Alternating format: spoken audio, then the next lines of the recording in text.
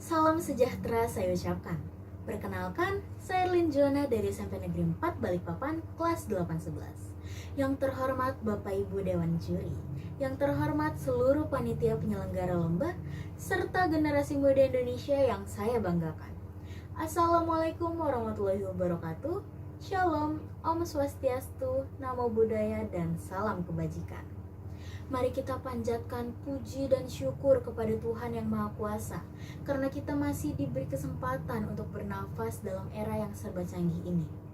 Pada kesempatan ini, izinkan saya Erlin Joana dari SMP Negeri 4 Balikpapan untuk menyampaikan pidato yang berjudul Menjadi Generasi Milenial Produktif yang Tahu Jati Diri.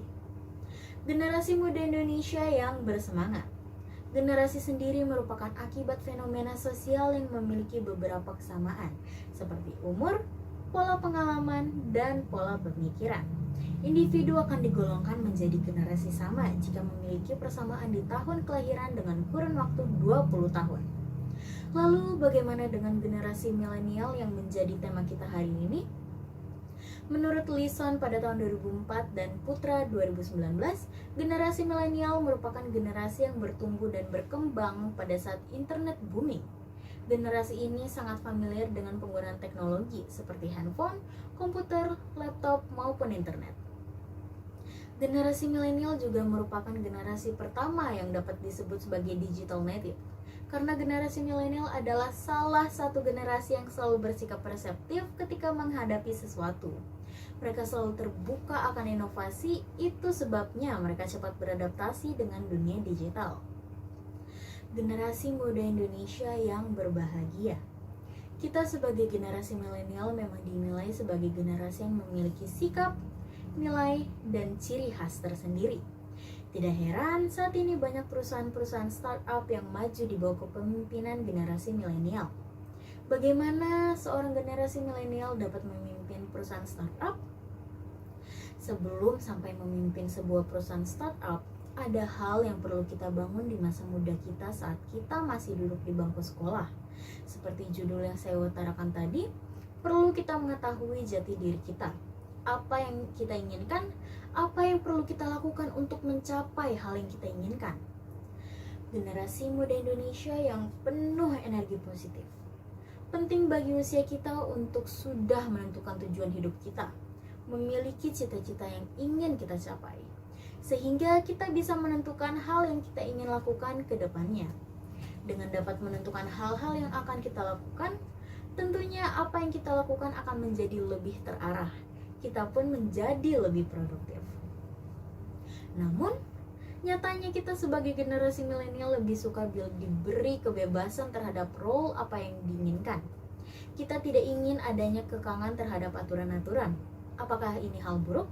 Ataukah malah merupakan hal baik? Tentu saja, semua itu tergantung pada pribadi masing-masing individu. Generasi muda Indonesia yang ingin adanya perubahan. Hal pertama yang merupakan langkah awal adalah kenali diri sendiri lebih dahulu.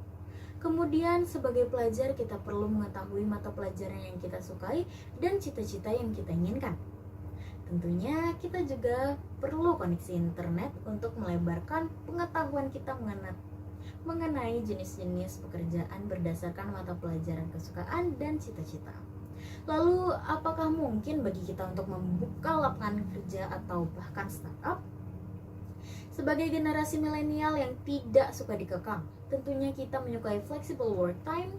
Kita tahu pekerjaan kita, tanggung jawab kita, dan kita bisa menyelesaikan sesuatu tepat pada waktunya. Karena kita tidak suka diatur kapan kita harus melakukan sesuatu. Flexible work time ini akan berkaitan dengan produktivitas kita sebagai individu. Kita dapat menerapkan flexible work time dengan adanya manajemen waktu yang baik dimulai dari sekarang. Tentunya di bangku sekolah kita saat ini tidak bisa sepenuhnya bebas sesuka hati kita. Karena itulah guru memberikan batas waktu pengumpulan tugas agar kita bisa mulai terbiasa dengan tenggat waktu. Terkadang kita masih suka mengulur waktu untuk menyelesaikan tugas dan lebih memilih untuk bermain. Beberapa generasi milenial menganut YOLO atau You Only Live Once yang membuat mereka berperilaku konsumtif dengan tidak berpikir jangka panjang, seperti bermain game online maupun media sosial tanpa kenal waktu. Maka langkah selanjutnya adalah belajar mengatur waktu yang kita miliki. Setelah kita bisa mengatur waktu, tentu kita bisa mengisi waktu-waktu senggang dengan sesuatu yang bermanfaat. Generasi milenial Indonesia yang penuh ide baru. Banyak sekali kegiatan positif yang bisa kita lakukan di masa muda kita. Kita bisa ikut kegiatan sosial atau kegiatan-kegiatan positif lainnya. Bahkan seandainya jika kita tidak ikut aktif, kita tidak ikut arus negatif. Kita tahu dari berita dan sosial media belakangan ini kegiatan kelitih beberapa pemuda yang sangat merugikan orang lain. Sesungguhnya, dengan menjadi individu produktif dan berkegiatan positif akan membantu perkembangan bangsa dan negara. Setidaknya di lingkungan kecil seperti keluarga dan sekolah. Generasi muda Indonesia yang bersemangat. Tidak dapat dipungkiri kalau memang kita adalah generasi yang sulit diatur, namun mari kita ubah ke arah positif karena tantangan generasi milenial ini ke depannya adalah perekonomian, pekerjaan, kepemilikan properti, finansial, dan gaya hidup, serta kesehatan mental. Maka dari itu, ayo berhenti menyalahkan segalanya, jangan takut untuk mengambil resiko, bertanggung jawab atas apa yang telah dilakukan, bermimpi lebih besar dan berharap besar, kerjakan dengan lebih serta sepenuh hati. Mari bersama kita kenali diri kita sendiri, melakukan pergerakan untuk menjadi generasi milenial yang lebih produktif dengan kegiatan positif. Generasi muda Indonesia yang berenergi positif. Demikian pidato dari saya.